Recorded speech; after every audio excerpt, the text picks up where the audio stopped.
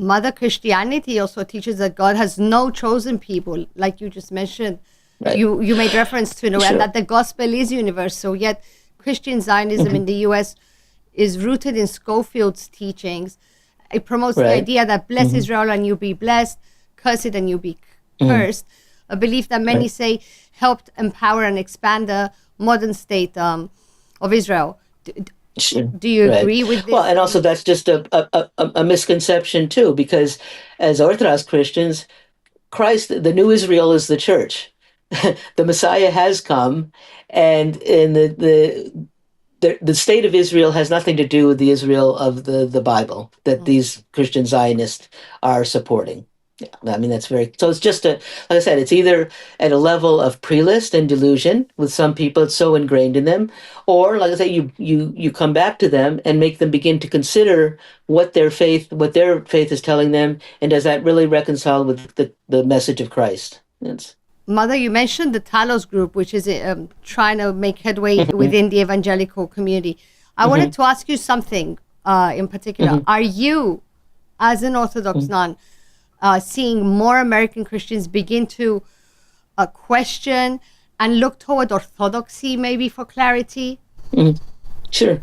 Okay. Yeah, there was just a story in the New York Times yesterday. I don't know that it has specifically to do with it.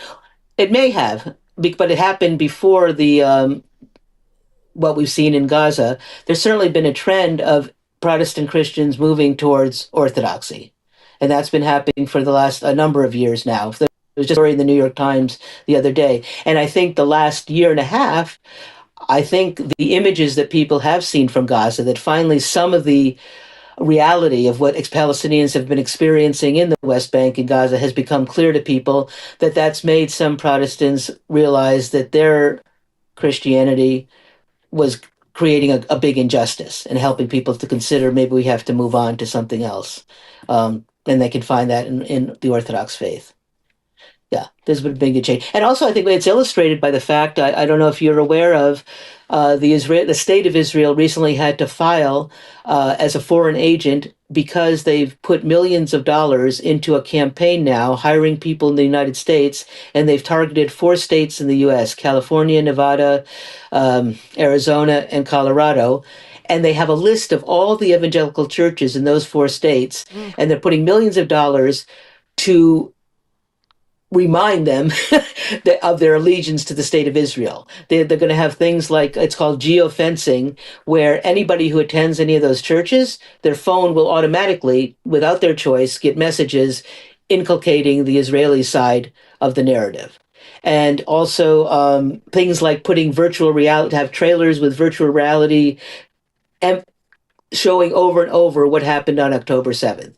So if Israel has to use money like that to influence their strongest link, the Christian evangelicals, it's obvious that they understand that evangelicals are beginning to see things differently.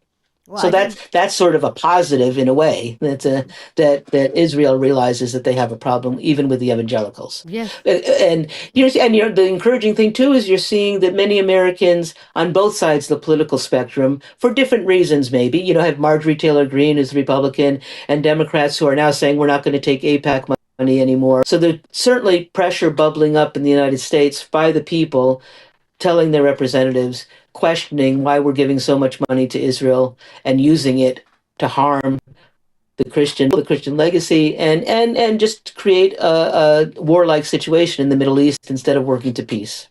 Yes, very interesting what you just shared.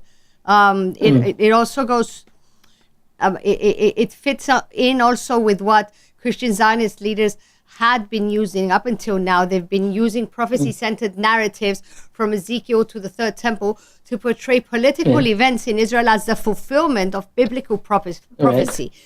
Right. I mean, this how does this framing, how used to up until now, how did it used to mobilize American Christians by presenting political actions as part of God's timeline rather than human decision making? Not quite sure I understand the question there. The problem is they've used politics to confusing theology with politics. Exactly, and it's interesting. You got it right. Yeah. Okay, that's the. But also, another. I'm not well versed in it again as well. But early on in 48, many religious Jews did not accept the idea of the creation of the state of Israel because it's really along the same thinking. Is that we're people of prayer, a people of God. We don't use the political institutions to achieve our goals. Our goals are spiritual ones, and they come from God and from our life of prayer. So the Christian Zionists, just like the religious zealots in Judaism now, have confused everything and understood things the wrong way and using political means to achieve spiritual goals. Yes, that's true. Mother, Mm-hmm. I'd like us to go to change tangent a bit. I wanted to ask you Mm-hmm. something else that is a position of yours. Based on the realities that you've witnessed over 3 decades, you have said yourself that the future of the Holy Land Christians ultimately depends on Mm-hmm. decisions made in Washington. What do you believe Mm-hmm. American Christians and American policymakers most need to understand about how U.S. support shapes life for Christians in the West Bank? I'd like us to focus on the West Bank before we segue to my next Mm-hmm. question, which is a bit Yeah. broader. Mm. Well, the main thing, like I said, that the problem is the occupation. And so the occupation is a political problem. And it's a problem that's being supported by US dollars and US diplomacy, protecting in the United Nations resolutions that would force Israel to come to the table or are always blocked by the United States. So if you're a Christian in America, from the first centuries, pilgrimage has been so important to the Christian, to especially Orthodox and Catholics, right? To visit the Holy Land, to come to see the holy sites. Right now, because of the effects of the occupation, the Christian population decreased dramatically, first of all, in 1948. From 10%, it'd been down to nearly the 2% that it is now. So over these last decades, it has slowly dwindled because under the occupation, it's difficult for people to have work. So if you have an opportunity, if you're raising a family, your kids, you want a future for them, obviously the logical thing is you want to go to a place where they can live in peace and freedom. So the only way to get Christians, the living stones, to stay there is by ending the occupation and creating a Palestinian state that provides for equal rights and freedom for the Palestinian people to develop. Beyond those living stones is the reality that the state of Israel right now, under those effects of the occupation, are doing everything in their power to Judaize all of Jerusalem. So when people go on pilgrimage, there aren't going to be living Christians there, and it's going to be property that's protected more by the Mm. state of Israel. So in a sense, everything will be the Church of Nativity and Holy Sepulchre will become like museums rather than places of prayer. And that's not what pilgrimage is about.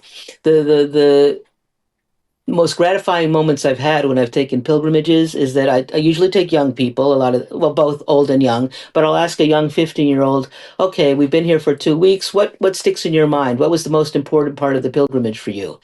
And I'm always find it so lovely that it's happened more than once that a 15-year-old will tell me, I most appreciated going to the Holy Sepulchre and being at the tomb of Christ.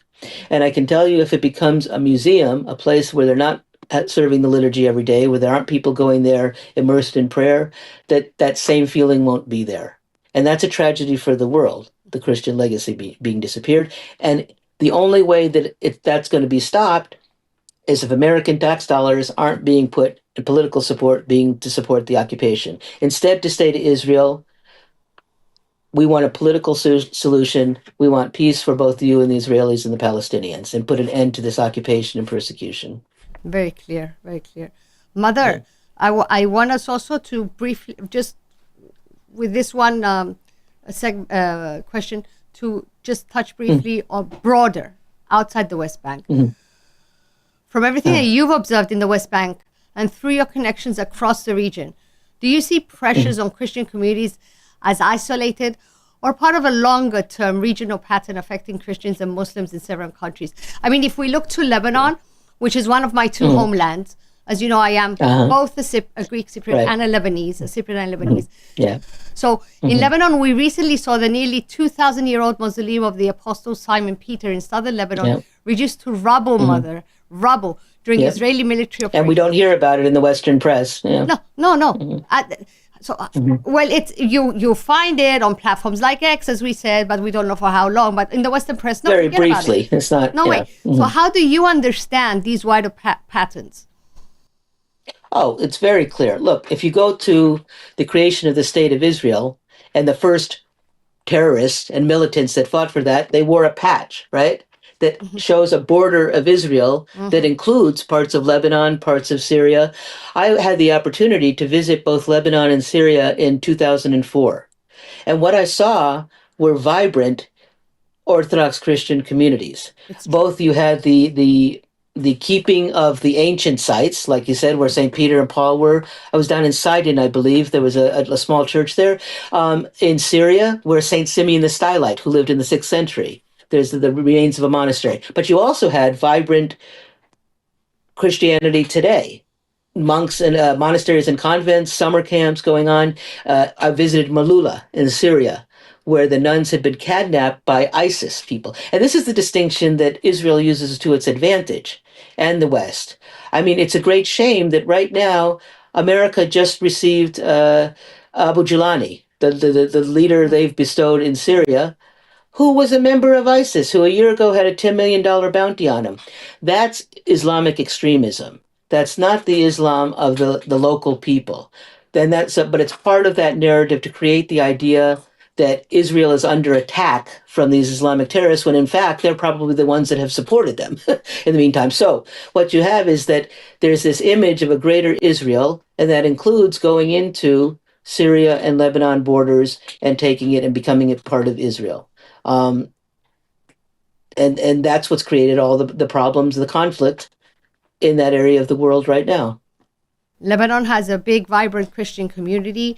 Yes, Not yeah, just not just Orthodox, Catholics, Maronite, Greek yeah, Orthodox. sure. There are all these denominations, but they all And they're practice part of the Christianity. society. Yes, yes, and it's littered with monasteries and churches. And let's not forget, Sure. Canaan, which is where Jesus performed his first miracle, is in Lebanon, my homeland.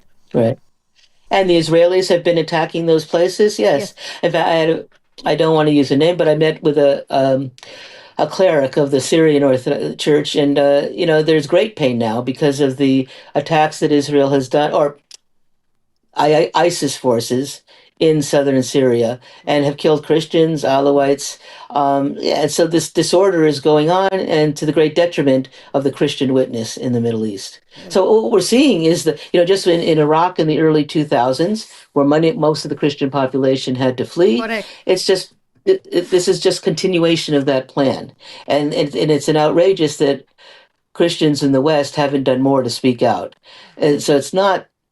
The problem is, if anything, it's the Israeli grand plan and the extremist Muslims that are propped up by that Israeli state as well. That's the issue. Let's not Not forget not who's Muslims in behind particular. these groups, who propped them up, who was funding them all these years.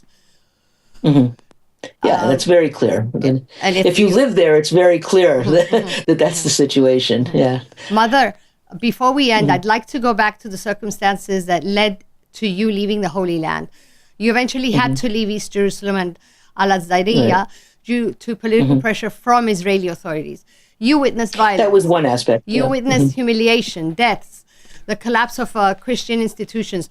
On Tucker Carlson, where your interview has become viral, Mitera. Yeah. You recounted being spit on, helping families cross checkpoints, witnessing deaths, navigating Israeli soldiers, scorn, and the collapse of Christian institutions, as mentioned. So you've lived through events in those 10 years most people only read about.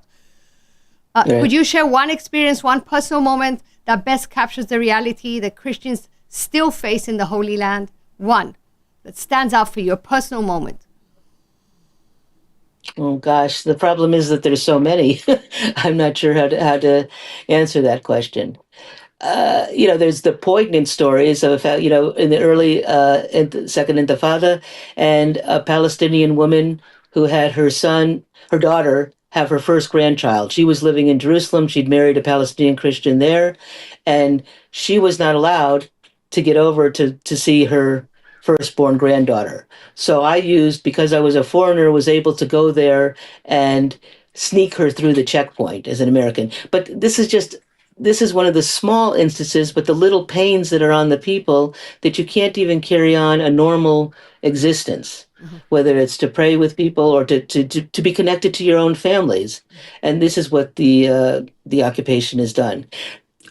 I guess the thing I can tell you about people getting killed outside our door, or all those kinds of problems, the drama of it, but it's also the simple reality of just being able to carry out a life as a human is being taken from them. And in spite of that, what's actually very inspiring to me is that in spite of all that, how many times I've seen the Palestinians act with such humility and long suffering. It's really something we can learn in the West. Because in spite of being persecuted, the way that they respond to it, all we hear about in the paper is what they call a terrorist attack.